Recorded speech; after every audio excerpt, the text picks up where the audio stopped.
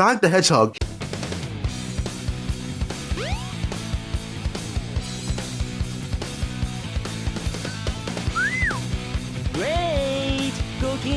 He's a very well-known character in the Sega IP, known all across the world, mostly in America, for being a great mascot and a very cool character. He has been around for multiple years, over 32 to be exact when this is coming out. But Sonic has had a great line of stuff happening, but Sonic has also had a lot of bad stuff happen to him as well. He's had people complain about inconsistencies in story, inconsistencies in character, and inconsistencies in different dimensions with classic characters and multiple dimensions and different stuff like that. Some of that stuff is warranted, but some of that stuff just doesn't exist. And that's why I'm making this video today, to talk about Japanese Sonic. Maybe like, Japanese Sonic, isn't it just Sonic? No, there's a totally different interpretation of Sonic in a different area. Well, the original area was actually created, but you know, I'm just saying, in a totally different area where he has been consistently in character. The stories are a little bit better and everything seems a little bit more together with Sonic. And you may be saying, what do I mean by this? Well, in Japan, Sonic is a consistent character. What do you mean by consistent character? Well, in Japanese, Sonic's characteristics and characterization overall has been the same for 31 years. Yes, 31 years. The stories come out a little bit better in Japanese as well, and a bunch of other stuff that I can't really talk about right now because I'll make videos on them on their own. But Sonic has been very consistent in Japan for multiple years. Now, this doesn't mean that all the stories and the Pontac and Graph stuff doesn't exist. No, it still does. There are still some Sonic stories that have very bad written storylines and stuff like that. But we're just here to talk about Sonic's character because this is the giant problem I have with the Sega franchise and how they treat Sonic in America. And it's been going on for years. It's not a new thing. Sonic has been inconsistent since 1991. Yeah, shocking. I'll go into the reason why, but it's a very surprising thing that you really never thought that would be happening in America or with Sonic in general. And I have kind of a little bit of a case study for this, if you want to say. I call it the anime effect. What do I mean by anime effect? Well, in early eras of anime, mostly Dragon Ball Z, maybe some things back in the day. I don't know for sure if Hunter x Hunter was out back then in dub. Back in that day, they had very much super inconsistencies with their animes. Based on whatever kind of filtering and different stuff like that they had to do in America, they had to change the animes drastically. And I would call it the Dragon Ball effect because that's the biggest focus I'm having right now because I'm a Dragon Ball fan as well. I'm also a big weeb, so I watch other anime as well, but mostly Dragon Ball is my main focus sometimes. But when we're talking about Dragon Ball specifically, Dragon Ball has this as a big inconsistency that goes on with Sonic the Hedgehog. It basically connects. Sonic as a character, he's been consistent throughout all the years. But when we go to America, America thought, oh, people wouldn't know that this is Sonic and that this and that is Sonic, and people won't understand it here. Because at this time, I'll admit, back in that day, anime was not really a popular thing to be in the zeitgeist like it is today. Like, anime is in the giant zeitgeist today, known by people around the world, but it wasn't like that back in the day, which I think is sad because I technically grew up in the era where the zeitgeist was perfect, where there were anime fans and the dub was done correctly and the subs and music and everything was done correctly in anime and Sonic was done correctly. But going on with the whole Dragon Ball Z thing, back in the day, when Dragon Ball was being done very inconsistently and being uploaded very late compared to the Japanese, and the Japanese was a little bit further than them, they would go to the Kaizenshu and different stuff like that to get their information on what they're doing in the Japanese, and they would even go there to find the original subtitles of the original context of Dragon Ball in Japanese because it was not available at that time, so they kind of had to bring it in overall over time. But now in today's era, all anime has correct subtitles and correct music and different stuff like that, like I said before. So going back to America, in 1991, he was inconsistent. Sonic as a character was inconsistent from the beginning. It's not Sega of Japan's fault, it's Sega of America's fault. With Sega of America, they decided to make their own changes, which literally messed up Sonic in a lot of ways. Sonic, originally in Japan, was a totally different character, and when it was brought to Sega of America, they said, oh, people don't know what hedgehogs are, people don't know this and that, or don't think this will work. work, we're going to change it to make it work for American audiences. To be honest, this was nothing new in the whole Japanese game coming to America. Mario's had the same thing. Originally in Japan, when the original Donkey Kong arcade game was going on, they originally just called him Jumpman. Then America kind of gave him the name Mario, and a little bit over the years before the first Super Mario game, he got his name Mario. And so it kind of became an official thing. But that's not what happened in the American side of Sonic, and I don't think it should happen. But I'm going to continue what I was saying. With American Sonic, they basically changed his character. They literally took out Earth. They made it a totally different thing, made it very inconsistent with the Japanese, which is weird because over time, they would literally change it back to the Japanese, which clearly showed that there was a problem with that. And even to say that maybe Sega Japan backed it up, no. You can look at Sega Japan's original copy of Sonic the Hedgehog. It clearly shows it has English text, clearly stating that it could come to America,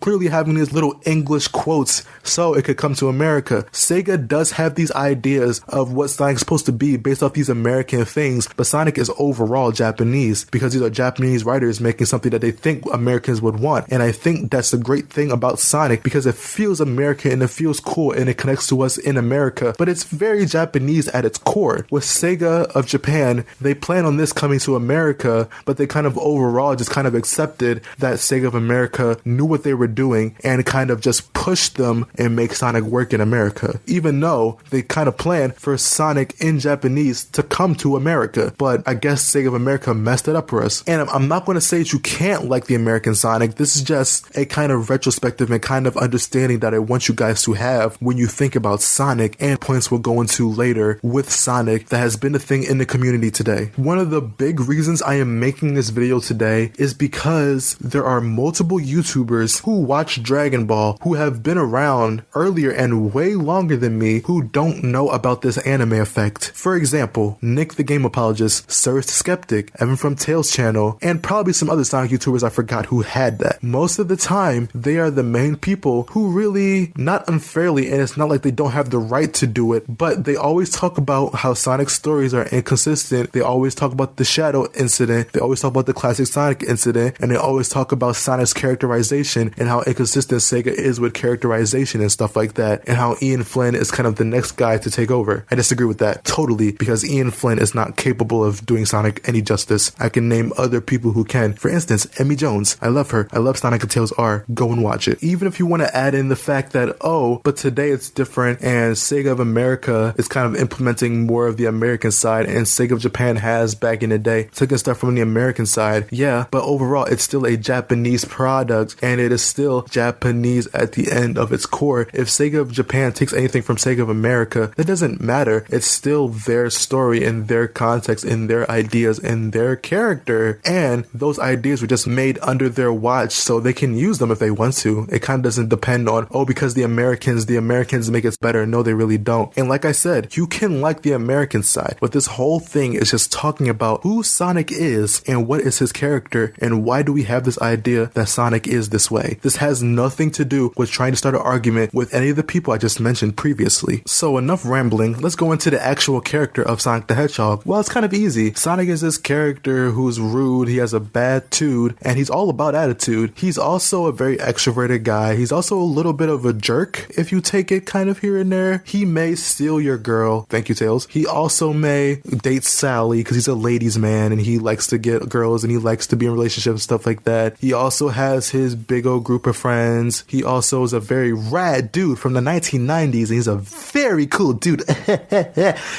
Or whatever. Sonic also lives on the world Mobius and he fights Dr. Robotnik and he also saves the animals from robots.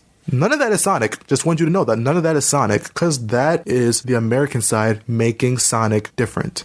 If you like that, that's fine. I know Nick the Game Apologist likes it, and I respect him for liking it, but it's not Sonic. If we want to define who Sonic is, we have to know Sonic. And we're not going to be going off some random American translation which has no indication or no idea who Sonic is, what Sonic is about, or even who he is at his core. What was he made to be? So let's just start with this. Sonic is a blue hedgehog who was born on Earth with humans and animals living co-extinctually together with Dr. Eggman, who is his arch rival. In Sonic 1, this is not their first time fighting. They have fought multiple times in the past, even before the first game. So they are already arch rivals to this point. And that's all the backstory he has, and I think that's all he needs. Any more explanation would be cool. I would love to see if Sonic had parents, if he had anyone else in his life. I would really like that. I would like that a lot. I'm not gonna lie. But for right now, that's all we need for Sonic. Sonic is Sonic, and he doesn't really need a background because we care about the character, not the background, really. That's not the most important thing in Sonic's life. Even though you get like the whole Owl Lady or Archie parents, whatever they do, I generally forgot all about Archie. So now we're going to talk about characterization, and how I'm going to do this is going to be a little different and go to the points I made earlier. Sonic has two similar personalities. For my sake, we're going to call the one from 1991, maybe in between games, ending at Unleash. That's classic Sonic. It's not because he is chubby, short, cute, and a little bit light blue or dark blue, whatever color you like with him. It's not because of that. It's because this is the characterization made by the original creators of Sonic the Hedgehog. Since the beginning of the first game, this has been Sonic. The second one, we are calling the Maekawa Sonic. It's not a drastically different Sonic.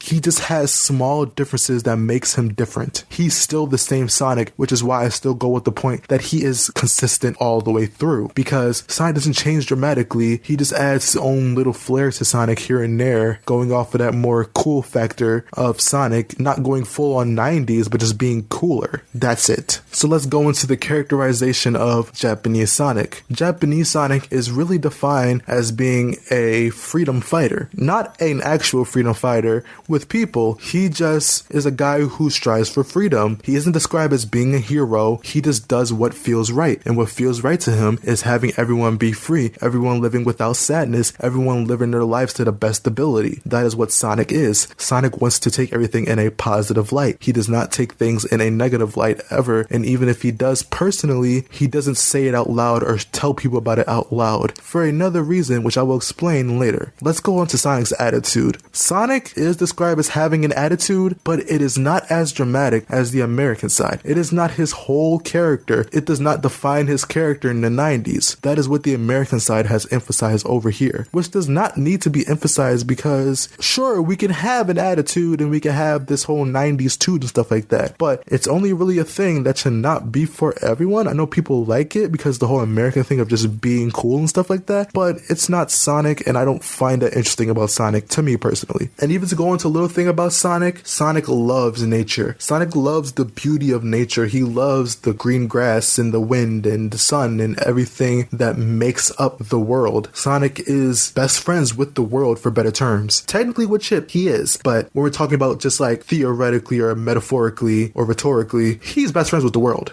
Sonic loves the world. Heck, that's why he fights Eggman in the beginning. Eggman is trying to destroy that world that he loves, and Sonic is against that with a sense of justice and a sense of freedom that makes him want to stop him. You can even see more of Sonic's love for the world in his little pictures here and there, and adventure, and plenty of other games here and there where you see Sonic just chilling on the beach, relaxing. Sonic loves the beach. He loves to be around the beach. He loves to sit on a chair and just chill at the beach. He loves to take naps at beaches and stuff like that. He is very comfortable near water. And even if you look to Sega of Japan and whatever certain videos they have where they have Sonic Station Live, Sonic in a Q&A is talking about how he loves the thrill of water. He loves to run on water because of the thrill. Sonic is a thrill junkie. He is very much a hyperactive guy when it comes to running and being free. He loves it. He has so much fun with it. He enjoys it very much, and that is very much a part of his character. His love for freedom and just running and just being able to be himself and use it to kind of push away all the negative problems that he's had in his life. Heck, even in Sonic Unleashed, he says, "This is my escape. I'm running through this world and I'm not looking back." You can take that both literally and metaphorically with Sonic, because Sonic is a guy who does not look at the past. He only worries about the future. His escape is running, being free, being positive,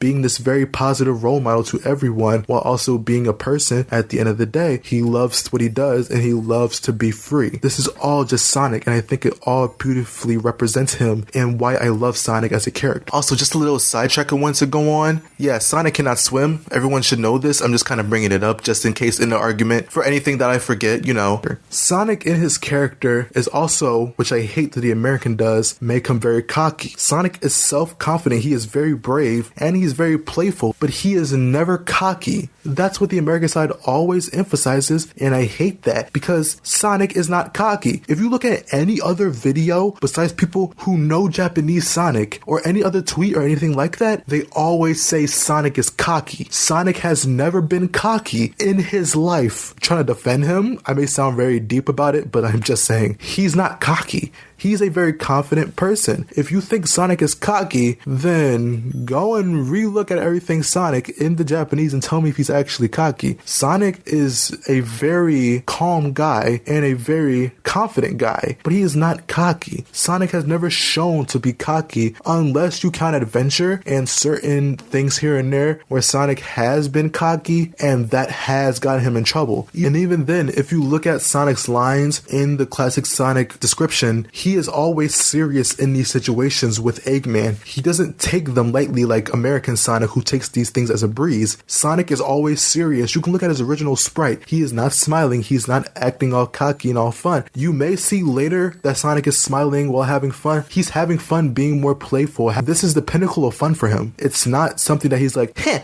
Eggman sucks. He can't beat me. Suck it, Egghead. Like, no, that's not him. And I think this goes into another thing that I've heard from Splash Dash, for example. They talk about, oh, maybe Sonic should have kind of developed into being okay with being in a team. No, Sonic understands when you need other people. Sonic understood that from the beginning. Maybe you could say Heroes was a little bit of an arc for Sonic to kind of get used to being in a team, because Sonic is usually more of a solo person, but not really. He's kind of okay overall with being in a team. Maybe he just kind of gets more comfortable in it in Heroes, but he is always comfortable with being in a team. He's comfortable with getting help. That ego or whatever doesn't get in the way with Sonic. Sonic is okay with the type of stuff. So Sonic does not need the type of development ever. Even looking at Sonic CD and him taking things seriously, you can see that he is taking it seriously in this opening. He is not smiling. He's not even having fun at this point, but he overall maybe grows more to kind of have fun with these situations. But overall right now, he's just serious. He takes these situations seriously in every game, but overall just bringing this up as a major example. Sonic at times is very much described to be very impatient and a little bit impulsive. That is pretty much good for his character because that is a well-known flaw. I'm bringing it up right now because it's a flaw. Remember that. I'm just saying that for now. Remember that. He is a guy who kind of does rush into certain situations, but does not take away from another characteristic that he has. And this other characteristic that he has is called observation. Sonic loves to observe a lot of situations, especially we look at certain games like Black Knight, Unleashed, or anything like that. A lot of the times, Sonic gets in trouble because of his impatience, not thinking things through, or his observation. Sonic is known to observe certain situations. Sonic is known to read the room at certain times, so his observation skills are pretty good, but he overall doesn't think things through. He just does what feels right to him. Even what I think is a very good example, which I originally thought was a very bad example, Sonic Lost World. Sonic charges in and kicks the conch shell out of Eggman's hand. Even though the Zeti are evil, it doesn't matter to him. He just does what he thinks is right. It makes sense for his character to just kick it out of Eggman's hand with no second thought because he also doesn't think things through. Another one you could also bring up is Sonic Forces. Sonic fighting Infinite, he charges in without thinking things through and he gets his ass whooped for it. These are very well known moments of Sonic doing these things. Also, another thing about Sonic, he is actually not smart, but he has what they call street smarts. I'll give a little context to what I think Sonic's street smarts are. Like I said before, Sonic can understand a person very well. He's very polite to certain people. He's a very well-mannered, well-known person. Sonic has street smarts. He understands the world around him more than like Tails or Knuckles who understand mechanics and certain stuff like that. Sonic just understands the world around him and can adapt to any situation. It doesn't take away from the fact that Sonic is described as having a short attention span. I think that just kind of works that Sonic, after a point when he's talking to someone, he will just ignore them and walk away, or he may forget about something, like a date with Amy, like he's done before in the past. Well, of course not that time. He was in a literal book. Even if you want like a little small character flaw, Sonic is very insecure about his belly. He has a little bit of an insecurity about his little bit of chubbiness that he has in modern and classic, but mostly modern because that's most of the time we've seen him talk and most of the time seen him do certain actions. Sonic is actually very insecure with his stomach. And I got most of this stuff and other stuff that I will bring up from Fukurou Hoseki. She makes videos on Sonic and his introverted nature and just certain things that Sonic does that are just a part of his character and that are very consistent. Another point of Sonic's character, he is very well and solidly known to care about freedom and independence. As a character, he takes his own independence as a personal thing. Sonic does have an idea of what he thinks is wrong and right, but he will not take anyone else's ideas. It's even said in his song, "It doesn't matter now what happens, I will never give up the fight. Long as the voice inside tells me to run and fight, it doesn't matter who is wrong or who is right." Sonic does what is right in his head. So technically any authority like Gun or Shadow or Knuckles or Eggman or anyone telling him what to do or who to be, he does not take shit from that. And even going back to the whole Christmas Island situation, Sonic was born on Christmas Island, but Sonic in his character bios is kind of described as being a nomad. He kind of doesn't stay in one place. He kind of just goes to other beaches and other areas and different stuff like that to relax or to be. Sonic is very much described as being an adventurous guy, which is why his first 3D game was called Sonic Adventure. Sonic at his core is a very adventurous guy. He does not stay in one place for long, and it takes place since the beginning of Sonic. In Sonic 1, 2, and 3, Sonic was just exploring the world. Even CD, he's just been exploring the world all this time. But overall with Sonic's character, he's just very much described as this character who lives with freedom, lives with the idea of freedom and going wherever he wants, being whatever he wants, deciding whatever he wants, and doing what he thinks is right or wrong. He doesn't have anyone to tell him who he is or who he isn't, which is very important to think about Sonic, because Sonic as a character should be taken as himself as a character. He shouldn't be taken as multiple interpretations and stuff like that. But of course, even taking naps anywhere he wants, like on beaches and stuff like that, as we've seen in previous games and new games, Sonic is associated with beaches, and he loves beaches, and he loves to relax. Sonic is a very calm, relaxed person at the end of the day. Even if you want another example of Sonic's very relaxed, very napping everywhere kind of character, look at Sonic X. Sonic is always seen napping on Chris's house. It is a very well-known place for him to nap and very comfortable for him to nap. Also, Sonic is also described as being a very angry person, or a person who can easily be angered. If you look at certain games like Sonic 06, where Elise dies, Sonic slams his hand on the ground in anger. He's not always openly open with it, but at certain times he is open. Like with Jet when he rigged the race so he could win at the end, Sonic slams the ground in anger. Or if you want to see a side of Sonic who is super angry and takes out all his rage on someone, you can look perfectly at Sonic Unleashed. When Sonic is in his Hedgehog form fighting Eggman to the center of the earth, Sonic is beating on Eggman in full-on rage. He is not being the calm, collected person he usually is. He is forced into this side of anger that is just being pulled out of him by Eggman and by what he's doing to the planet. Because even in Hedgehog form, Sonic is also very insecure, just like how he is with his own stomach.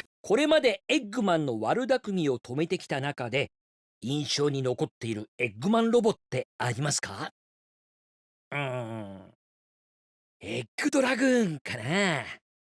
ドリルだの光の翼だの大砲だの欲張りすぎだろってのもあるけど、俺はあの時ムキムキのウェアホッグに変身しててさ、ロボットをボッコボッコにした後、エッグマンをロボットからコックピットごと引っこ抜いた挙句、空の彼方までぶん投げたんだよ。で、後でちょっとやりすぎたかなって、それで印象に残ってるっていうか。音速一問一答 Thank you! One of the things Sonic is very proud of and very confident in is his appearance. So whenever that's taken away from him, either if it's a Hedgehog or a little bit of weight on him or anything about him being insecure, that's Sonic.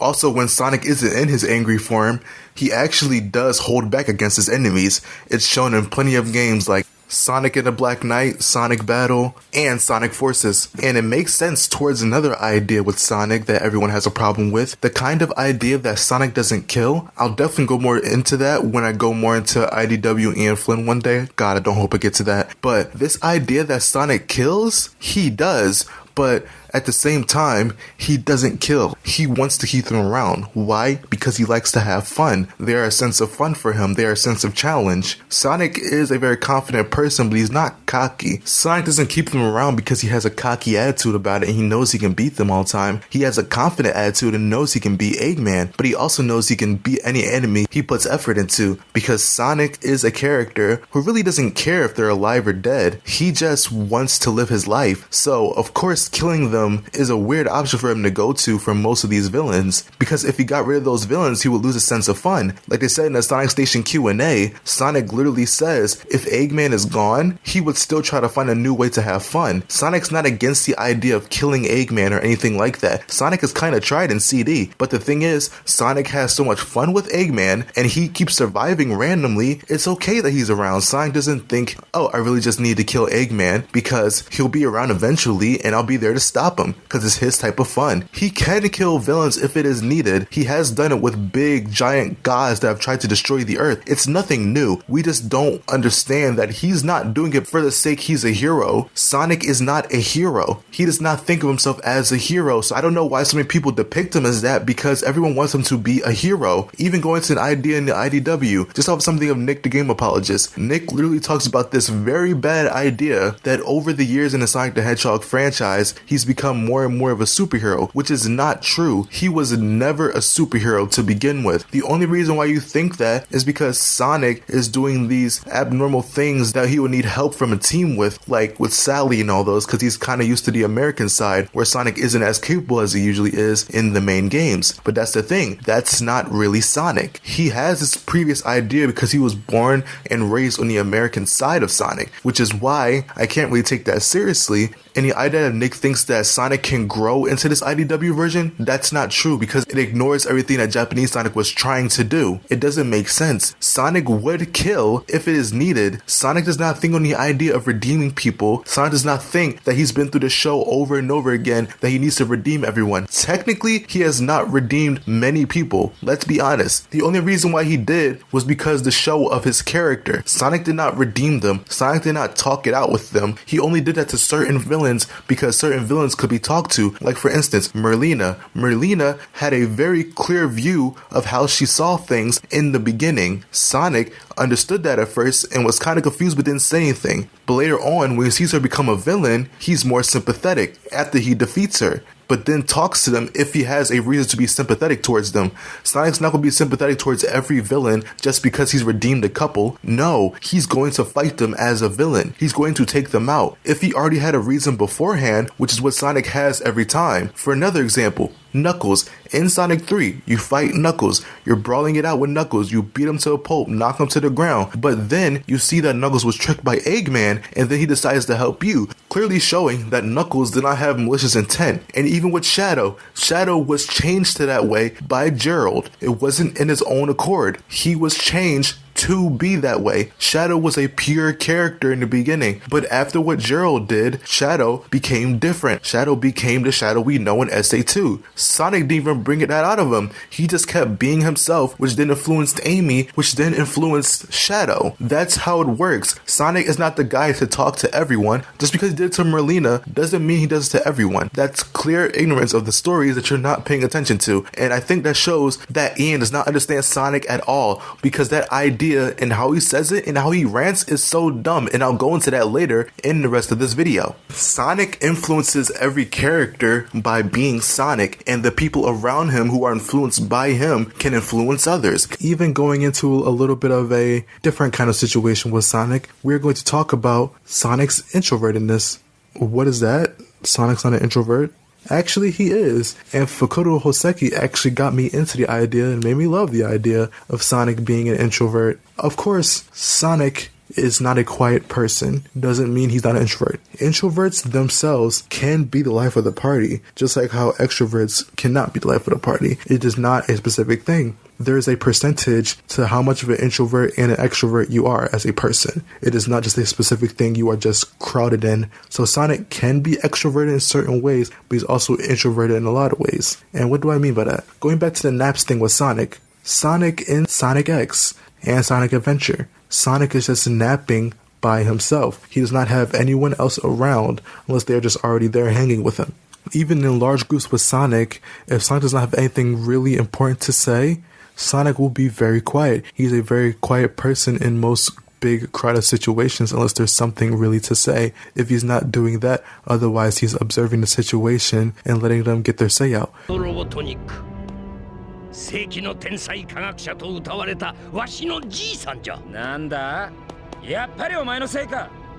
今すぐやめろ。さもないとそれができるくらいならとっくの昔にやっておるわ。説明してくれ。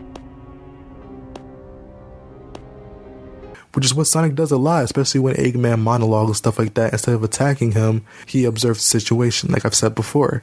And even in a lot of previous stuff before 2010, Sonic has been stated to say, or has been said to him, long time no see.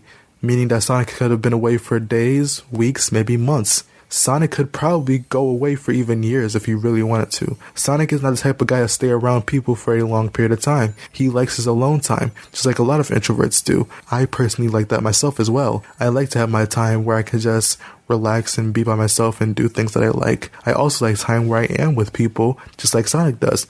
Sonic enjoys his time with people, but the majority of the time he would rather be on his own. Just like Sonic Adventure 1, he literally jumps and leaves everyone to clean up the city while Sonic wants to go do his thing. That is just Sonic in his introverted nature. Sonic in his introvertness is also a type of character who doesn't splurt out his emotions.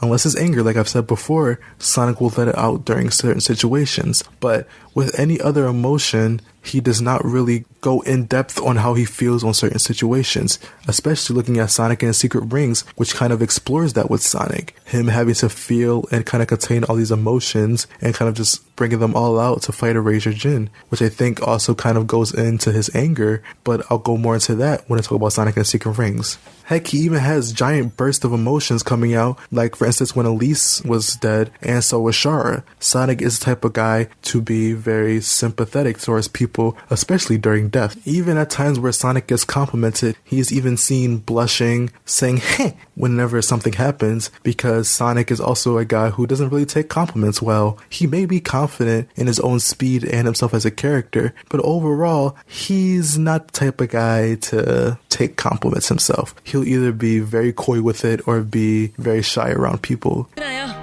政権様だってモテるじゃないか。当然だ。お前のようなひよっこと私を比べるな。やれやれ、まだひよっこのままか。いや。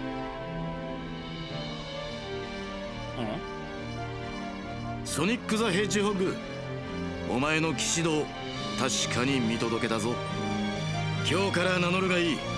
お前は風の騎士ソニックだ。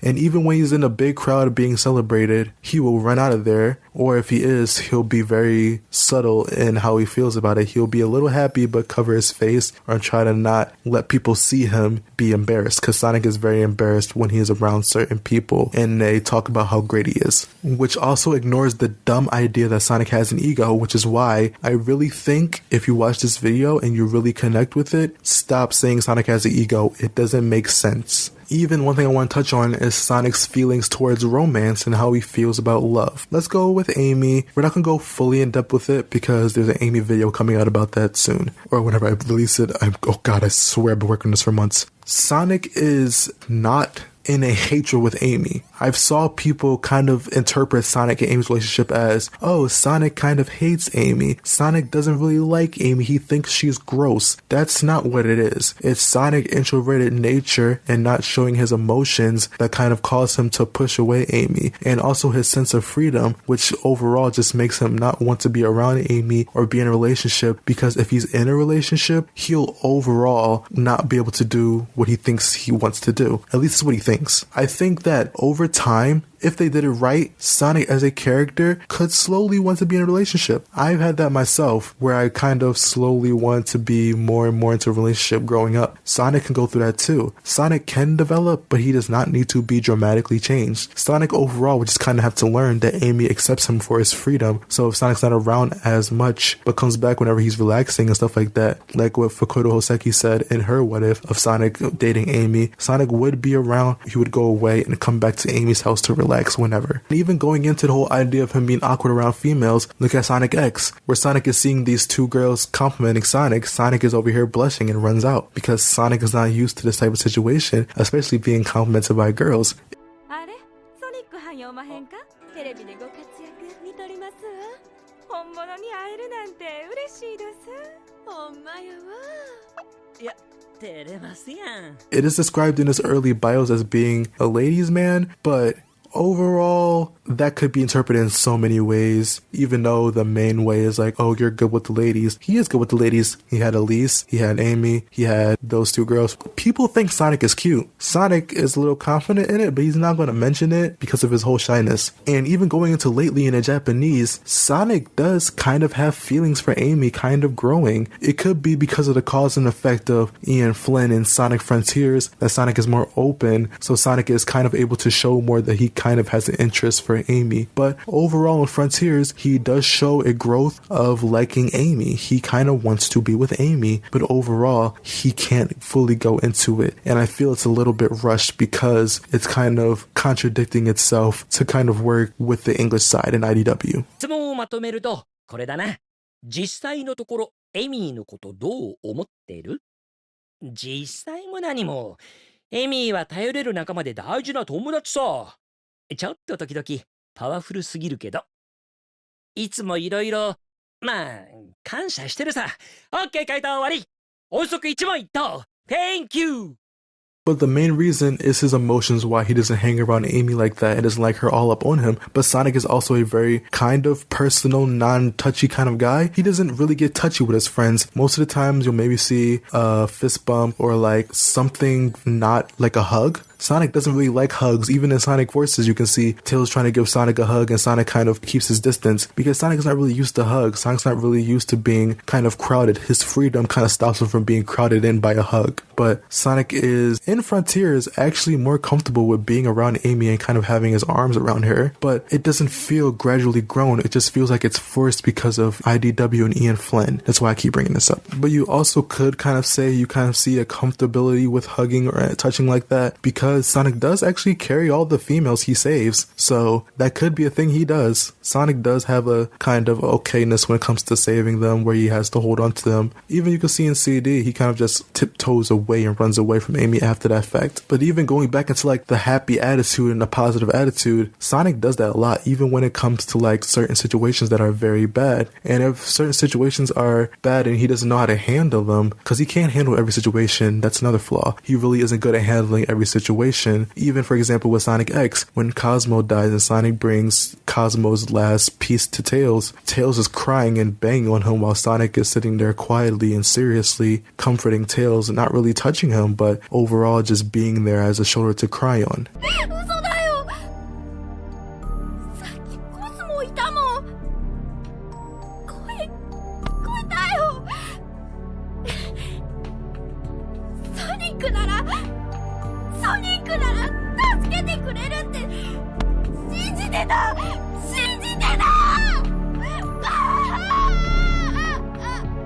Even going into this episode of Sonic X, where Eggman fixes the moon and Sonic is destroying these beacons that are made to give power to the city, Sonic is just doing it without telling anyone, and everyone's questioning is if Sonic is evil, mostly because he's doing what he thinks is right. So as Sonic is doing this, he's destroying everything and stopping all these beacons from doing whatever they're doing. And finally, close to the end of the episode, Knuckles finally asks, あんなのがあっちゃ気持ちよく昼寝もできない。そんなくだらない理由でだから熱くなるなって。でもしょうがねえだろ。故障であれが動かせないんだから。その間は動かさないって動いてるじゃないか。何？だいたい地球は回ってるんだぜ。それに合わせて月も動かなくちゃああいう風になるはずないじゃん。というわけだ。だったら最初からそう言えばいいじゃないか。誰か俺に聞いたか？ Clearly that in situations, if you don't ask what Sonic is doing, he will not tell you. He will just do it because that's what he thinks is right, and he is not an overly open person unless you ask him for certain things. And even going into something deep that Sonic X goes into, because Sonic X, like I've been bringing up this whole time, actually goes into Sonic's character deeply in a certain way. Heck, look at this part right here with Sonic and Eggman. Sonic is talking to Eggman, and Eggman kind of understands Sonic because they've been rivals for so long, and he even talks about, even though Sonic likes to act like everything is good and he loves being a free man, but he's also going to kind of miss being around his friends all the time. いつまでも続くと思ってんのか？こんな日々が。別に俺は楽しいじゃろ。毎日あいつらと過ごして結構楽しくやってんじゃないのか？わしらの世界からこのまま流入が続けば新たな摩擦が生じる。Sonic has kind of a sense of loneliness. Even though Sonic loves to have times where he goes out on his own, he likes to come back to people who are around him. And Sonic feels kind of sad at the end of this, where Sonic doesn't want to leave. He wants to be in the city. He wants to be with his friends all the time. But when he knows when he goes back to his world, he can't. He literally has to go back to being by himself, which he enjoys sometimes, but he clearly doesn't want it all the time, which I personally think could be a great conflict and a great conclusion where Sonic could actually be more comfortable around Amy and they could maybe be a thing, so the Sun-Amy ship can go on for years. A lot of the stuff I mentioned comes from Fukurou Hoseki, but it also comes from just like an understanding of Sonic. When you look at Sonic, he isn't just what he says or what sometimes you observe from Sonic that makes him him. You also got to look at how he stands, how he does certain things, because Fukurou Hoseki actually goes into all the stuff that Sonic does that's small and that kind of describes his character, and that kind of goes into certain things that he does. Like, if I remember correctly, Sonic folding his arms shows him in an ideal uncomfortable state. So that's kind of a thing. Go and look at her channel to go and see stuff about that. Alright, now that's pretty much everything I need to talk about with classic Sonic. Now we're going to go into Maekawa Sonic, which, to be honest, there's not much different. The only thing different about Maekawa Sonic is the fact that he's just a little bit more snarkier, and he's a little bit more expressive and cooler. Like, as you can see in most of Maekawa stuff, I even brought up something here and there. For instance, with Shara and with Elise, Sonic is very much more expressive than you'll usually see him in the classic Sonic kind of era. And now I'll put something up here on screen that shows all the games that Maekawa specifically worked on and used his characterization. And overall, these go into the kind of idea that Maekawa does these things. He's definitely more snarkier because you can see there are certain times where Sonic is making more references to like amusement parks, like in Secret Rings, or talking about how Shadow said, Oi, Shadow! なぜあの黒い奴らの味方をする？奴らの味方？何をくだらんことを。僕はただソニック、お前が気に食わないだけだ。そいつはわかりやすくっていいや。じゃあやるか。 and Sonic kind of being more jokey. He's kind of more jokey. He's kind of trying to be more cool. He also gives off more of a cool attitude with Maekawa as well. It's very interesting. I think there's no real difference between these two Sonics, and that's fine because they are basically the same. I don't really separate them because they are too close to be different Sonics. Maekawa just adds a little bit of his flair to it, and that's pretty much it. Unlike every other Sonic, where they are totally wrong and totally don't get Sonic, but sometimes they have good ideas with him and different things like that, but they're not Sonic. Now, that's not to say that they can't be Sonic, because a lot of the American ideas can come to the Japanese. The Japanese Sonic team has used a lot of American stuff for their Sonic stuff. It's not out of the question for them to use it themselves, but it has to be put in the context of the Japanese. That's why Maekawa kind of works so well, because he adds own little American ideas in there, but doesn't fully make him the American Sonic. That's what they did with Unleashed. They added chili dogs. It had a great reason to Unleash to have chili dogs and to have Sonic have a favorite food, but these had to be implemented in the game naturally by people who understand Sonic.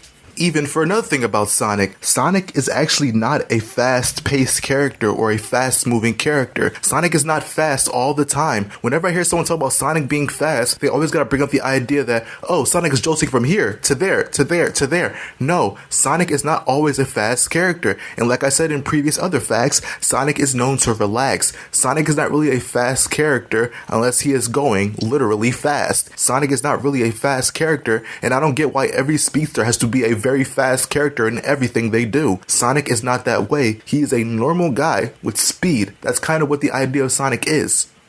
Even going into the Sega mandates, it makes no sense why so many people have a problem with these mandates. A lot of these make sense for Sonic's character and enhances what they did before. It keeps them the same for most of the stories. Ian Flynn is not a good Sonic writer. Deal with it. I'm sorry, but Ian Flynn is not the most capable person to write Sonic, and Sega's mandates should be the easiest representation of why he's not. Like, for instance, Sonic can't cry. It makes sense. Sonic's introverted character is not usually allowed to cry. When you're an introvert, sometimes you don't show your emotions like that. So Sonic to cry is a rare occasion. Like with Chris, it's very rare. Sonic is not a crying type of character. And also this thing that I really don't like, the idea that Sonic can be in a relationship. I think that's fine if you want to think of Sonic in his ideal way he's supposed to be represented, but as a character, I feel that that's a little weird, and overall it kind of contradicts itself because isn't Sonic kind of crushing on Amy and Frontier? So I don't know about that mandate as much because Ian does say some stuff that doesn't make sense. But to be honest, the whole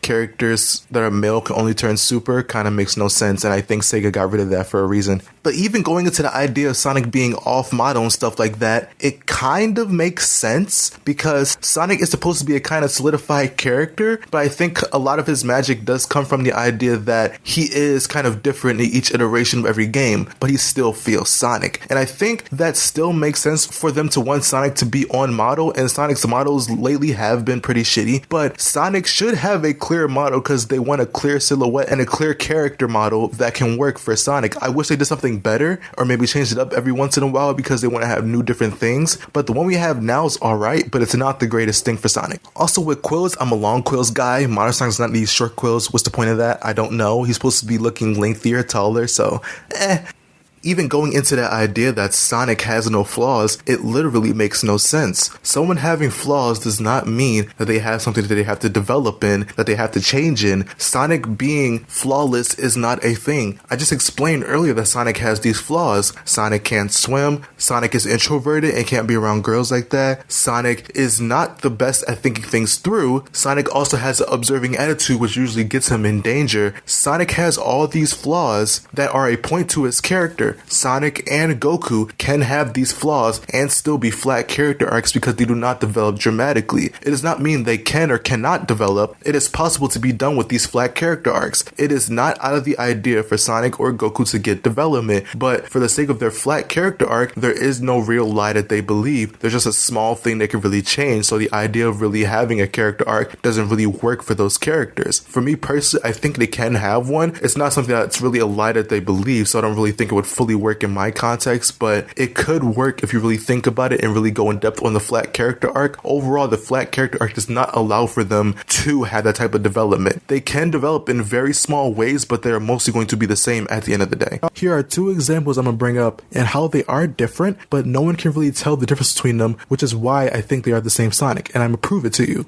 Let's talk about two games that a lot of people say Sonic quote-unquote matured when he literally just became Japanese Sonic. Sonic Unleashed and Sonic and the Black Knight. That whole era of Sonic is kind of defined as Sonic maturing. But overall, no one has said, I see a starking difference between Sonic and the Black Knight and Sonic Unleashed whenever they're talking about his character. Every time they talk about those games, they don't talk about how starkly different his character is. Only people like me, Pariah, and people who look at the Japanese would know that. But enough about the characterization. I think that's everything I want to go through right now. If I have anything else, I'll make it another video. But overall, going into these characters, I now just want to talk about what this effect has on the Sonic franchise and what I don't like about it and what I think it could be better and different stuff like that. Let's go into the real main focus of this video, Sonic and how he represents Japanese and all the different characterizations of Sonic. With Sonic, he is at the core Japanese. His main themes revolve around Japanese things and Japanese ideas.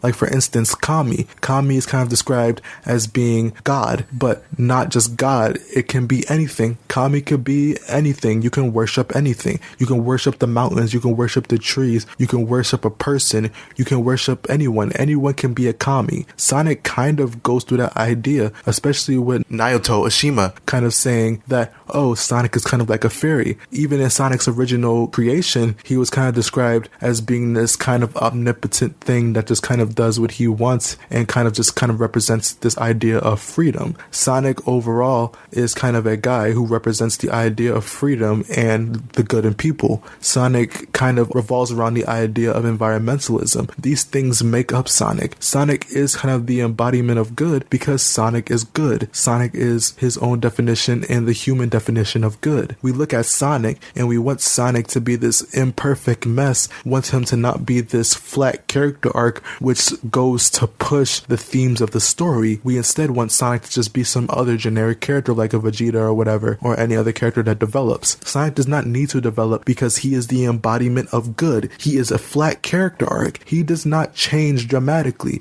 He can go through very small changes like he has in most games, but he does not need a giant starking character arc to change him forever. Sonic does not need a specific story like Shadow, Silver, Blaze. And even the last thing I want to get into, Junichi, he actually has the most understanding out of any voice actor for Sonic. Jason Griffith, he's my favorite, but no. Ryan Drummond, he's my second favorite, but no. Roger Craig Smith, he's not even close to my favorite, but no. Devin Mack, he does not understand Sonic either. He likes Sonic, he's influenced by Sonic, but he does not understand Sonic. Junichi, he actually understands Sonic to a T. If you look at Sonic's YouTube channel where they do an interview, Junichi literally goes in depth on how much of an understanding he has for Sonic. And usually it could make more sense in Japan, because in Japan they don't usually play over 1 billion characters, and they also have to think of it in an artistic perspective. They have to think of it as that character. They have to get into that character. A lot of American voice actors can do that, but it's not always going to be successful. For instance, the Spectacular Spider-Man, and talking about Into the Spider-Verse, he said that Spectacular Spider-Man was young and naive enough to understand what Miguel was saying and be on his side, but that doesn't make sense to his character in Spectacular Spider-Man. But every voice actor does not understand their character. Junichi has a special connection to Sonic. He even talks about it. He talks about how Sonic changes him in a positive way and how it influences him and how he has a deep connection to Sonic, kind of like how I do, but also how he can understand him. He can think like him. He can think of what he would do next. That's why Junichi is the best Sonic for me, and I'm probably the second. I'm kidding. But overall, Junichi Kinumaru, he is the best Sonic because he understands Sonic. He even goes over these ideas I've talked about previously, the Sonic being kind of introverted, the Sonic kind of having feelings for Amy. These things do exist. It only exists when you understand the character of Sonic like Junichi does and how I do and Pariah and Fukurou Hoseki does. Sonic overall gets Goku comparisons, and I think it's pretty valid. They're not one-to-one the same, but they are both flat character arcs that kind of follow their own ideals. They don't follow a certain idea that is just, oh, we're the heroes. Goku has been described by creator Akira Toriyama as not being a hero. Sonic himself and his creators have said he does not think of himself as a hero. He just does what he thinks is right, just like Goku. Both of these characters have both had flack for being very boring, very not interesting, not relatable enough, but that's what makes them unique. They're very different. Kind of instills this idea of Buddhism and fighting for the betterment of oneself mentally and physically, just like Sonic kind of goes for the ideas of the good in people, the good that we all have inside each of us, and that how we can perceive that and can kind of take that in different ways. Sonic also represents freedom, the freedom of people, and how people should be able to live any way they want. People should be able to push themselves to their next level, to be able to go wherever they want, push themselves to be whatever they want to be. Even with Goku's theme kind of being about, oh, you should always want to embetter yourself, make yourself better, make yourself stronger, make yourself do whatever you want to do. You have no limits. These characters, these flat characters, are made to push people. They are made to push everyone, including the people in their own world. They hold these themes, they hold these less imperfections because they are overall supposed to push the narrative forward. That is what a flat character arc is made to do, push the narrative forward. Sonic and Goku are both made to develop Vegeta and Shadow. Sonic and Goku are both made to develop Silver and Trunks. They are made to do the same thing. They are flat characters. They influence people around them. They do not get influenced. That is the other characters in the Sonic and Dragon Ball world. They hold this because it is a long-lasting series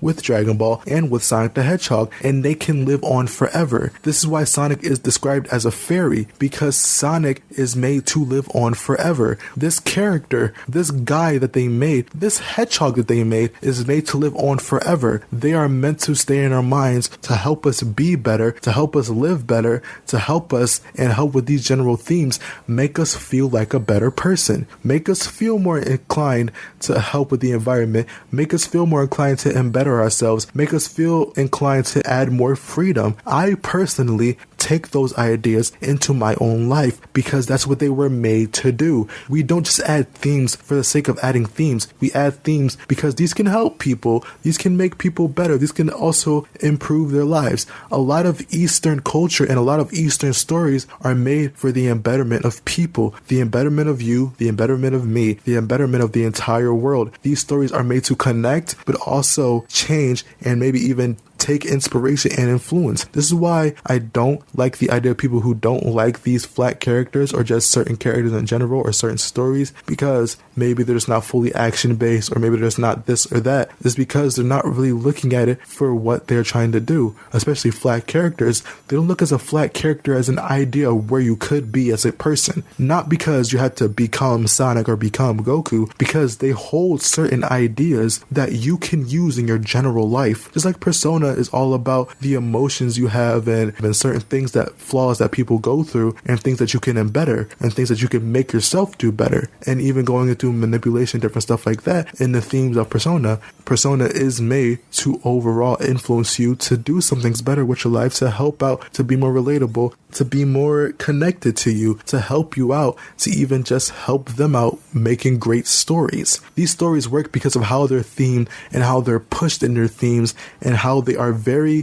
instinctually human and how human connections work the most with story. I don't care about anime fights. I don't care about power scaling. I don't care about how this character is supposed to be different, how we should accept every character, because what we got is what we got, and it is made to help us. It is made to push the themes that they are trying to go for in their company, in their stories, in their character. I'd rather go through that. I'd rather accept the story as a story because I'd rather see what narratively they're going to do to push this theme, push this character, push anything they're trying to do with the story in general, because that's what you're there for. You're not there to just get action. If you want to go see action, go and watch 50 fights on YouTube. You can have action. Sure, I love action. I love all that. But you come there also for the story and for what these characters do for you. Heck, even Emmy Jones, who made Sonic and Tails R, which is great. It is the best Sonic story ever. That story is story first and foremost. It takes development of Tails, who needed more development. It takes point of Sonic's flat character arc, where it enhances what he does to help Tails to embetter himself and his influence against everything around him.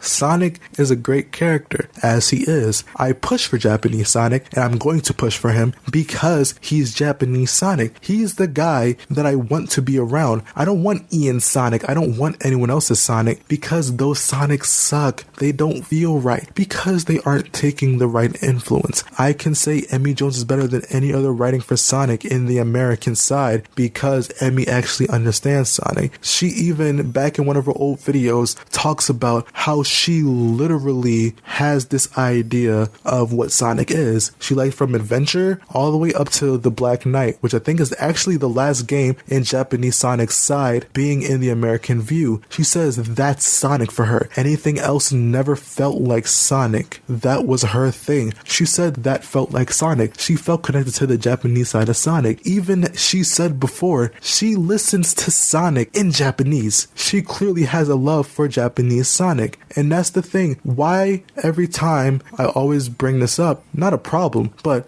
Wendy. Wendy is a person who has been translating all of this Sonic stuff. She translates all the stories and stuff like that, and that's how Pariah gets her stuff. That's how Fukurou Hoseki gets her stuff. But every other YouTuber just ignores her, even though she's the one translating most of the stuff you use. Nick, I'm just telling them it's not a diss or anything like that. Wendy writes most of the Japanese Sonic manuals. If you look there, it says Wendy wrote them. I was baffled when I saw that because Wendy has been around for a while and no one has talked about her in the main zeitgeist of the American side. Wendy has been around for years helping out translate Japanese stuff. She still does. She literally just translated Frontiers in Japanese, which is starkingly way better than the American side. The story is still pretty but overall the characters feel more in character. Wendy has translated every game. Her account is gone now on YouTube. Sadly, she made a new one for Frontiers, so go subscribe to that. I'll leave it in the link in the description. But overall, she has been keeping the influence of Japanese Sonic alive because there are fans. There are at least 11,000 people, maybe even more Japanese Sonic fans.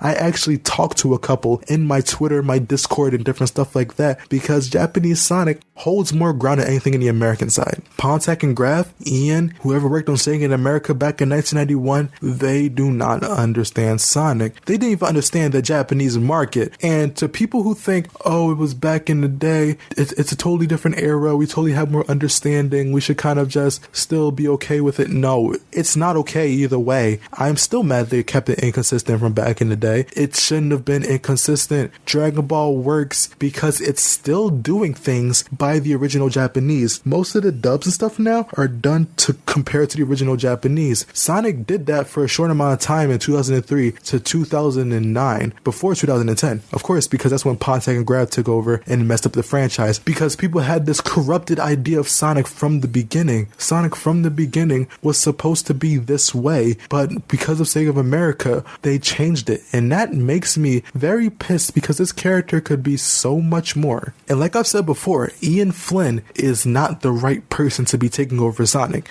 Ian Flynn is the worst person. He literally writes like Pontac and Graf, which he does in IDW. No offense, it's a totally different character, but it feels like Pontac and Graf with just his Archie Comics writing. I don't like Ian Flynn, not even in Frontiers, because in Frontiers he's still doing things Sonic is not supposed to do. The first words that come up in Sonic's theme in Sonic Adventure is I don't show off nor criticize. Sonic does both of those things in Frontiers and in IDW. IDW is admittedly, by Nick the Game Apologist, already known to not be Sonic. It is a totally different interpretation of Sonic by Ian Flynn, and that's what they are doing in the games now. Ian Flynn took over, and I hate that he took over because he's not good. Even the stories don't feel good. Like, they don't hold any real themes to them. They don't hold anything. I even thought about multiple ideas in my head on how the Zombot arc could have kind of been implemented into this whole theme of environmentalism and a corruption of people and different stuff like that. But overall, Ian Flynn never thought of that. He just kind of went with like a general idea of what the story is about and kind of just pushes that. And I think he said that on a Bumblecast one time, which is why I really don't take what he says to T. Even people who take him as the guy who gives the canon, it's kind of weird, but you do you, I guess. I don't really judge you for that. I don't really feel like you're a problem for that, even though don't come to me with it, not gonna lie. Because I will tell you, no, the Japanese says this, bye. But overall,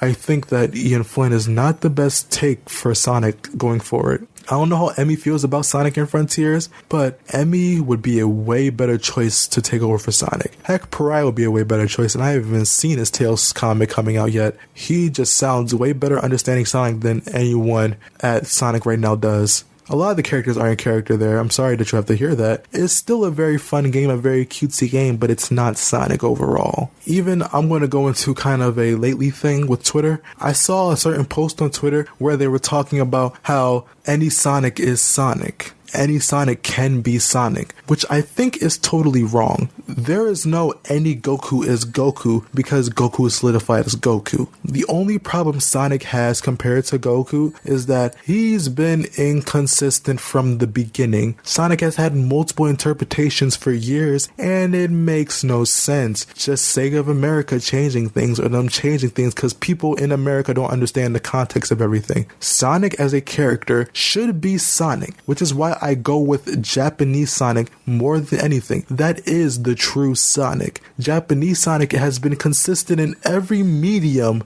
before the American could even get one right. He's been the same in the Japanese for the longest time. Sega of America has this problem of changing up his character here, there, and there. Like, there's no need. Heck, I even saw, there's no diss to Evan Tails channel. I love talking to him when I was first getting into this, but he talked about how, well, we shouldn't limit everyone to one Sonic because that overall goes against Sonic as a character. Sonic is meant to be interpreted in multiple ways. He was not. If we want to go with that, we're going to go with the same idea as with Batman. Batman is a character that he doesn't kill, that he doesn't shoot people, that he doesn't murder. If Batman comes out murdering someone, no one's going to have discourse. Actually, he has in Batman v Superman and any other time Batman has killed. The general zeitgeist knows that Batman should not kill. That is a core of his character. Of course, there are different versions of Batman here and there, but overall, that's kind of a core idea that has stuck with Batman for years. And just like Sonic, there should be a core idea of Sonic that has been there for years, because it has been there for 31, say 32 years.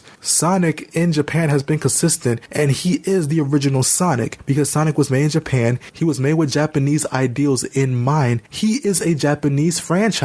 Sonic is Japanese first and foremost, and I don't like the idea that we should disregard that because of inconsistencies over the years. Sonic is Sonic. Keep it that way. There should be no changing. You can like any other version, but we should also strive to have the correct Sonic in the forefront. There are plenty of Sonic fans who talk about it on Twitter and on Instagram and on YouTube. Well, only like a couple, but overall, Sonic is Sonic. I don't think we should be pushing for any other Sonic. We can have our movie Sonics, we can have these other Sonics, but they aren't Sonic. They're just another character with the name Sonic, and we can accept that and we can have their stories. Movie Sonic isn't the same, none of the Sonics are the same. They don't take off the central idea of this Sonic. The Mario movie works well because Mario is Mario. Be like what doesn't make any sense? Mario doesn't have a real character. He does. You just have to look at other context besides, voices and how they act. Like, he acts pretty positive. He acts in a certain way that kind of makes Mario have a certain character that can be shown in the movie. And in the Mario movie, he comes off as Mario. We don't think that he's not Mario.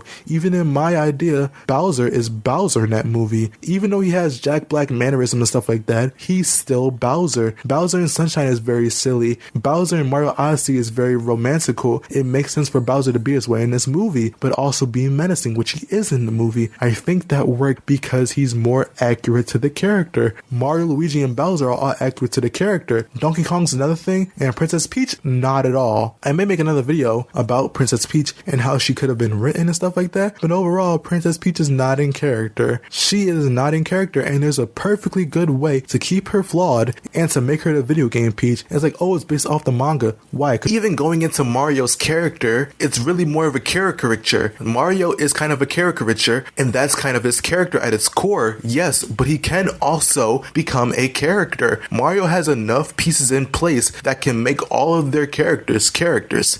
Like, they are characters in a physical way, but they aren't characters in a mental and action kind of way. They kind of do things for the sake of it being a video game, but the Mario movie brings out that idea that they can be those characters. They can be actual characters. This is why I feel so mad when Peach is being known, because Peach isn't actually that way. Even if you may say, the Mario characters are caricatures, that is true, but overall, they have certain personality things that they add to that character to make them kind of a character. And Pariah is literally making a story about Japanese Sonic in Sonic 2 and interpreting it in his own way. I'm making personal stories about Sonic. Some I may actually put on this channel, and some that is going to stay secret, but overall, Emmy has made stories about the true Sonic. People can make multiple creative stories about Sonic. They don't need a different interpretation to do that. That's just literally accepting defeat instead of actually pushing for something more. Evan specifically talks about how we can always push for Sonic to have momentum. We can push for Sonic to have this type of gameplay, but he doesn't really push for Sonic to have this type of character. Because it limits the character. But no, it ignores who Sonic is at the beginning. Sonic as a character is the embodiment of freedom, the good in all people, and just being Japanese Sonic. If you take that away, he's not Sonic. But overall, Sonic is supposed to be this character. We can't take away from it just for the sake of, interpretation of character. If someone writes a story about OKKO or Steven Universe, I expect them to be in character. Maybe if you take a darker take, I still expect them to be in character. Just like how we expect Goku to be in character in the Japanese. Just like how we expect the translations and the subtitles and everything to be right in anime. Maybe it's because I'm a weeb and maybe I'm just thinking of it the wrong way. You can like your interpretation, but you have to also accept the fact that that is not the correct interpretation. You can like someone's interpretation of Goku from their little fan project, but overall, if Goku's not in character, then what do you like him for? You just like him because he can be anything? No, Sonic is not something you could just mold into anything. Sonic stories can be molded into anything because they overall have not kept up with that environmental theme and has just kind of went on into an adventure kind of theme. But overall, you can't take out the core of Sonic because it's not Sonic anymore. Think about what you're making and make it around the Japanese Sonic because that's the true Sonic. Technically, you can do the Ian Flynn Sonic because overall he's the quote-unquote real version, and now overall I don't accept him. He is not the best writer for Sonic. Emmy Jones is better, like I've said before, and overall I've sung the praises of Emmy Jones in her singing, but not really her writing, and I'm doing it now because she is great. And even to kind of go into this idea of, well, we can't write Japanese stories because we're not Japanese, doesn't make sense. Just understand the Japanese and be able to write a Japanese story perfectly fine. There are multiple games that even Pariah goes into that goes into the Japanese stories and how to write like them. Even in another YouTube video called Western versus Eastern Storytelling, What's the Difference by Literature Devil, he even talks about this idea of that Japanese stories are more about character and the development of the character, no matter if the plot ends or not, and different stuff like that. Even going into the American side kind of goes into more of this idea of power and kind of overpowering the person physically instead of mentally, like a lot of Eastern storytelling kind of does. Even with Pariah 695's Sonic is fundamentally Japanese, he goes into these other ideas which go into what Sonic is about and how his Japanese influence goes into it. I brought up some of it here, just kind of a complimentary piece to it. So watch this and watch that when you're done, because Pariah has actually been the main person who has been kind of pushing my influence to kind of solidifying Japanese Sonic as peak Sonic and the only Sonic to be around. Why do I say that? Because I used to always have this idea that Japanese Sonic was the true Sonic. I've always had this idea of the anime effect in the back of my head. You can even look at my older videos where I talk about the Japanese is kind of changing things and making things more consistent. Like the 2 dimensions problem that we were talking about with classic Sonic, that never existed. And even going to another person named Sonic Lore posting on Twitter, they even talked about how this could translate to 2 worlds, which could also translate to timelines and different stuff like that, which Silver actually does use in Sonic Rivals, calling it another world, which he could use to mean time. It doesn't take away from that point because overall, the Japanese is the correct story. Dumb translations can mess up the story. I remember back in the day looking at one of Sam Procrastinate's streams, playing through like every Sonic game or something like that. He played Shadow the Hedgehog and there was a line with the Space Colony arc with Sonic that got messed up in translation. Yo, Shadow! 貴様か。そう怖い顔すんなって。それよりあの黒いやつら、どうやら宇宙から来てるらしいぜ。俺たちはこれからスペースコロニーアークに向かう。アーク。カモン！奴らに一泡吹かせてやろうぜ。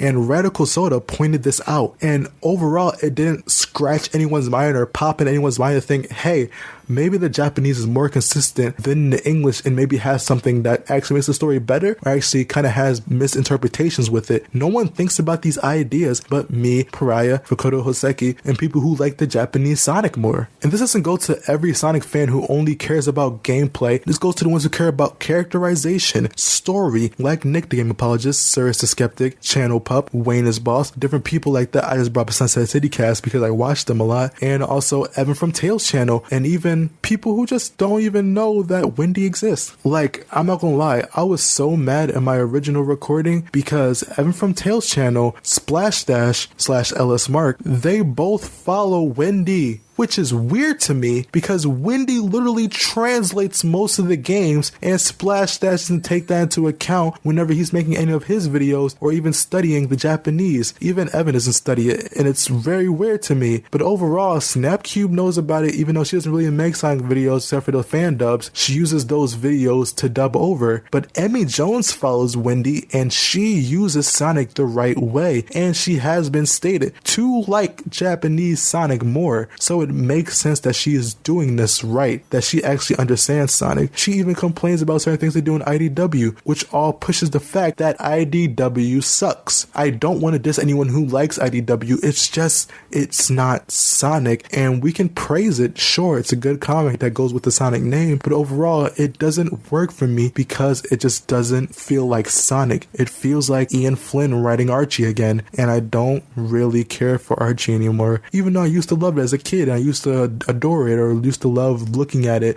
before I knew anything about Japanese Sonic, or even the idea that it could have been two different versions of Sonic. And the thing is, this doesn't just go for Sonic, it can go for Mario, it can go for Final Fantasy, it can go for Persona, it can go for anything. If overall the stories were made by Japanese people, taken into account by Japanese standards, taken into account by Japanese storytelling, characterization, theming, different stuff like that, take in those ideologies as well. Those will help you understand the stories more. I especially learned that a lot being a Dragon Ball fan, because being a Dragon Ball fan, you actually think about this stuff and you kind of learn about Buddhism. You start learning about certain meanings behind certain things in Dragon Ball. There are those types of certain things in Sonic the Hedgehog itself, and I think people should take this into account when looking at these stories, which could probably make them more beautiful, better narratively written, and just overall make more sense and just feel Japanese. Sonic overall is made for America. He does have the personality of Bill Clinton, the design of Felix the Cat, and the shoes of Santa Claus, or whatever, but overall, he is written by Japanese people who are trying to write something for America, and it's succeeding because Americans like Japanese stuff. So accept it that it's Japanese, and that Sonic is Japanese, and we could be happy. But overall, I don't think you can. And like I keep saying, you can like any interpretation of Sonic that you have, but overall, I want you to at least understand that that's not Sonic, and that may not be the true Sonic, but overall, it's just Sonic. That's not Sonic. That's a different character, but I still love him for who he is. Just accept that. I don't want to start discourse with any YouTubers I mentioned in this video, but overall, they are just not the right people to talk about Sonic. Heck, I even have a giant problem with Cyrus's Shadow the Hedgehog Should Stay Dead video, because it overall, what I've heard from his conversations and stuff like that, he does not understand Shadow. A lot of people in America sadly don't understand Shadow. For some reason, they don't know how to interpret Shadow the Hedgehog, which is weird to me. But overall, enough rambling.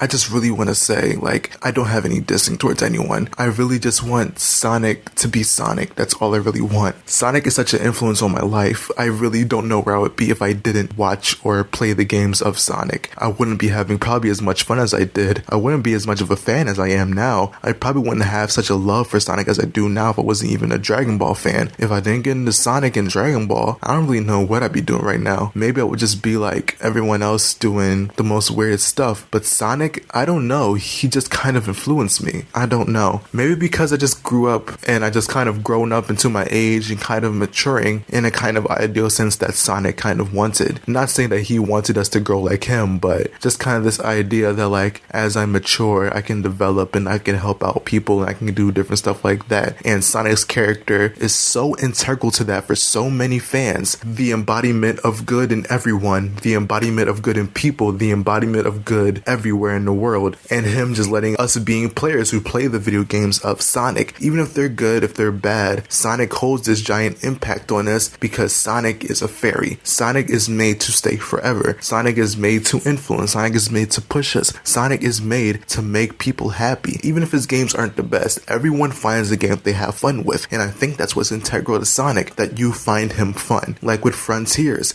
I may not like the story all that much, and I may not like the character that much, but I can say I have fun with the game. I go back for every DLC because I have fun with the game. Sonic is such a great idea and such a great concept that no one really understands, and if you don't understand it, that's fine. I still feel weird when you like this character, but you like a different interpretation of him, even though that's not fully him. And it kind of just confuses your brain on certain things, like Sonic having an ego. I feel so dedicated and so mad about these things because these things really matter to Sonic's character. If we didn't have these, it wouldn't be Sonic. He wouldn't be this embodiment of good. He wouldn't be the influence we have now. Sonic does what he does for us because he's just being him. He's just being Sonic. He's just being cool. He's just being introverted. He's just being all those things that we can relate to and we can also use for the betterment of ourselves. I wish more people would get that idea and stop worrying about Sonic being a hero, because he's never a hero. None of us have to be a hero to do good in our lives, and that's what Sonic represents. Just like with Amy, we don't have to be the strongest or we don't have to be the smartest. We just have to be ourselves to have an impact on the world. And I think more people should take this stuff from Sonic instead of worrying about all this action. I think story is still important. I think story is the biggest point to push Sonic forward. But I'm just saying, like, story is cool and all, but these characters add so much to those stories that should be more important than the story itself. But also, I think that these characters are very important to the Sonic franchise, especially Sonic himself. And we have Goku, we have Naruto, we have all these characters who have been the same for years, but Sonic's not allowed to be Sonic. That feels weird to me. You may say Sonic doesn't care what you think of him and stuff like that, but Sonic lives by himself. He lives to be himself. Sonic is himself when we have his characterization right. If we accept Sonic's characterization, we accept Sonic. Sonic doesn't really care for acceptance. He doesn't care if he's the hero or the villain. But guess what? What do all of Sonic's friends have in common in Sonic Adventure? They all understand that Sonic is Sonic. In each story in the Japanese, they may have Tails, Amy, Knuckles, or Gamma, and all of them change when they see Sonic. But overall, whenever Sonic is in their stories, Sonic is always the same. Sonic is always the same because they understand Sonic. They've been around Sonic. They've been influenced by Sonic. Sonic is being himself. Him being himself is what influences everyone to be who they are. Sonic may not be a hero, but he has heroic traits. Sonic is strong. Sonic is confident. Sonic is easygoing. He lives his life to the fullest. That is an ideal that some people do need, or things that some people do want. Sonic is that kind of getaway character. That getaway character to a character that is completely good, who is completely pure, who may have his little flaws, but they don't make him a horrible person. They don't make him a little bit of a jerk like the American side does. I like how people want Sonic to be this hero type when he was never that. I never understood that idea. Ian Flynn makes no sense with that idea. Nick does not make no sense with that idea. He may like that Sonic and that's fine, but overall that's not him. That is not what Sega intended. That is not what Sega of Japan intended. Sega of Japan had this clear idea. This is what Iizuka, Oshima, and plenty of other writers for Sonic think Sonic is. Even the writer for Sonic Unleashed, she is going on to do classic Sonic most of the time in X and in Unleashed, and she has the most understanding of Sonic, and that's who we should really be following, with people like Pariah, me, Emmy, anyone else who actually understands the Sonic that is supposed to be, and not the Sonic that we want. We want the American Sonic, we want the Archie, the IDW, the Adventure of Sonic the Hedgehog, the Sad AM. We want all these Sonics, but they aren't Sonic. Just accept that fact, and you can like whatever you want. Everyone has their own opinion and their own headcanon on what Sonic would do. Everyone may not be able to get Sonic 100% correctly unless they put in the research, but Sonic is so beautiful, so intense, so magical, so mystical, so great because of what he is. He's Sonic. He's influenced by Japanese influences. He even has his own American influences, and he's made for Americans and Japanese people, but it's written in Japanese. We love anime. Most of us, I can tell you, probably love anime. I've been influenced by anime for the rest of my life, but Sonic was the one to connect to me on a deep level. Sonic was the anime that I fell in love with the most. Sonic is an anime like in Sonic X, even though it's not the best series, but it's pretty great. And Sonic is Sonic. Sonic changes the characters. If Sonic didn't exist, there would be no Sonic the Hedgehog. There would be no Sonic 1, Sonic 2, Sonic 3. There would be no rival to Mario. There would be none of that stuff, because all we would have is someone who doesn't understand this idea and its ideals of freedom, these overall kind of ideals that Sonic has. Sonic has these ideals that we should aspire to have sometimes. I love every Sonic YouTuber. Every Sonic YouTuber brings in their own ideas and their own sense of stuff, but overall, when we have these genuine problems about characters, characterization, and story, and all of that, most of this stuff would have probably been fixed way better if we actually understood who Sonic was at his core. Not just by, oh, we went to the Japanese stories. No, if we actually understood Sonic at his core, from his character, first and foremost, because mostly every character is consistent. That has never been a contradiction in the Japanese. Maekawa Sonic is not different from classic Sonic. I just separate them because Maekawa adds a little bit of a thing there for Sonic. It is not a totally different character. But if you understand the character as much as you understand that story, you will feel better and you will have a better time. And we can actually think on improving Sonic like Evan talks about so much when he was talking about Sonic Frontiers. He talks about changing the gameplay. But what about the characters? Can we have our Sonic back? The Sonic who was pure, the Sonic who was the embodiment of good, the Sonic who influenced all of us, the Sonic who made us happy, the Sonic who took over Mario, the Sonic who had the best gameplay. We want that Sonic back. I don't want this idea of American Sonic. I don't want this shitty Ian Flynn Sonic. I don't want that idea. I want the true Sonic, and that's all I personally care about. But that's all I have to say on this subject. I hope you guys enjoyed this, and happy birthday Sonic when this comes out. And I'd like to thank Pariah, Fukurou Hoseki, and Sonic Lore Posting, and Emmy Jones, and every Sonic YouTuber forever existing. They influenced me to keep on going. They influenced me to do this, and I'd like to thank Sonic Team for making the games they did. If it wasn't for them, Sonic wouldn't exist, and the original creators, except for the one that's in jail. But overall, I'd like to thank everyone, including you who watched this, and I will see you guys next time. よかったよかったねソニックソニック